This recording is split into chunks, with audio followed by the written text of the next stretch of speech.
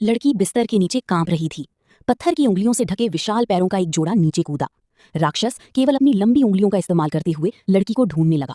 लड़की डर के मारी अपनी सांस रोके खड़ी थी, हिलने की भी हिम्मत नहीं कर पा रही थी। तभी राक्षस दहाड़ा, मानो अपने साथियों को बुला रहा हो। लड़की को लगा कि अब उसका अंत निश्चित है, लेकिन तभी राक्षस मुड़ा और खिड़की की ओर चलकर रात के अंधेरे में गायब हो गया। तभी लड़की ने चैन की सांस ली।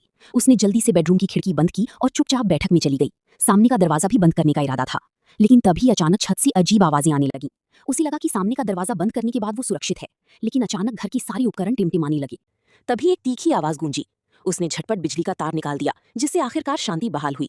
उसने पुलिस को फोन करने के लिए फोन उठाया, लेकिन तीखी आवाज फिर से शुरू हो गई और फ्रिज अजीब तरह से काम करने लगा।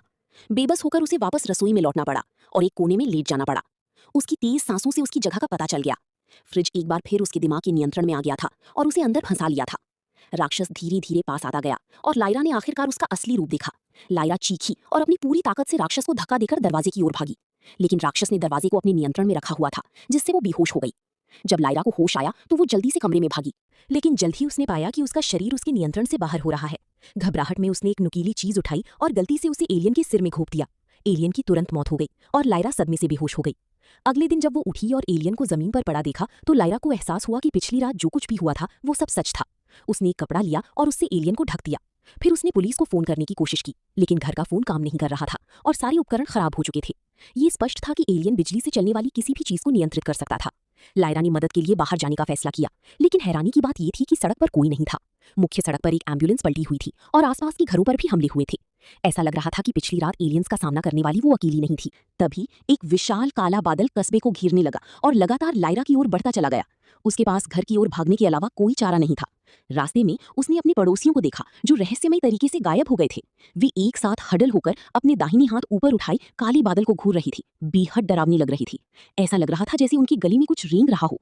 तभी एक आदमी ने लायरा को देखा। बिना रुके वो जल्दी से भाग गया। जब वो घर पहुंचा तो उसने पाया कि जिस एलियन को उसने पिछली रात मारा था वो बुरी तरह सड़ रहा था और उसके मुंह के कोने से घिनौनी मिट्टी रिस रही थी, जो दरवाजे तक एक सीधी रेखा बना रही थी, मानो कुछ अभी अभी एलियन के मुंह से बाहर निकला हो। उसने कमरे को रोशन करने के लिए मोमबत्तियां जलाईं और 4 बर्तन पानी उबाला, परग्रहियों के साथ अंतिम युद्ध की तैयारी में।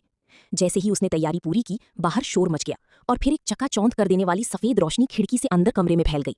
मरा हुआ परग्रही मानो किसी रहस्यमयी शक्ति द्वारा बाहर ले जाया गया हो। तभी एक और परग्रही प्रकट हुआ, जिसने लापरवाही से हाथ हिलाया और मेज को उड़ा दिया। यहाँ तक कि लायरा के हाथ में मौजूद चाकू भी आसानी से छीन लिया गया। लायरा जल्दी से ऊपर की ओर भागी, लेकिन परग्रही चुपचाप उसका पीछा करता रहा। जब तक उसे होश आया तब तक बहुत देर हो चुकी थी। परग्रही ने उस पर हमला कर दिया। लायरा ने हताशा में परग्रही की बाह पर काट लिया और परग्रही दर्द से पीछे हट गया।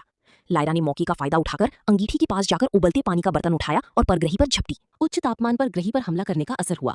वह झटपट स्टोर रूम की ओर भागा और दरवाजा बंद कर लिया, लेकिन एलियन ने लकड़ी का दरवाजा तोड़ दिया और जबरदस्ती अंदर घुस गया।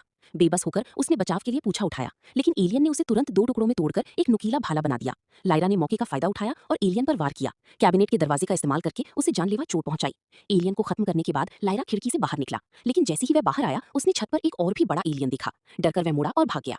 हैरानी की बात यह थी कि ये एलियन पहले वाले से कहीं ज्यादा तेज और आकार में कम से कम दुगना था। हालांकि उसकी बुद्धि संदिग्ध थी। वह गलती से ठोकर खाकर आधा नीचे गिर गया। लायरा थोड़ा हैरान था, लेकिन आखिर ये एक एलियन ही तो था। कुछ ही सेकंड में वो तुरंत खड़ा हो गया और तेजी से उसकी ओर दौड़ पड़ा। हालांकि उसने जरूरत से ज्यादा बल लगा दिया और कार के अंदर फंस गया। अंदर फंसे हुए हिलने डुलने में असमर्थ एलियन को देखकर उसने तुरंत लीक हो रही गैस में आग लगा दी और एलियन पल भर में आग की लपटों में घिर गया। लायरा विजयी मुस्कान के साथ मुस्कुराई, लेकिन उसे ये नहीं पता था कि अनगिनत एलियन अंतरिक्ष यान चुपचाप आकाश से नीचे उतर रहे थे।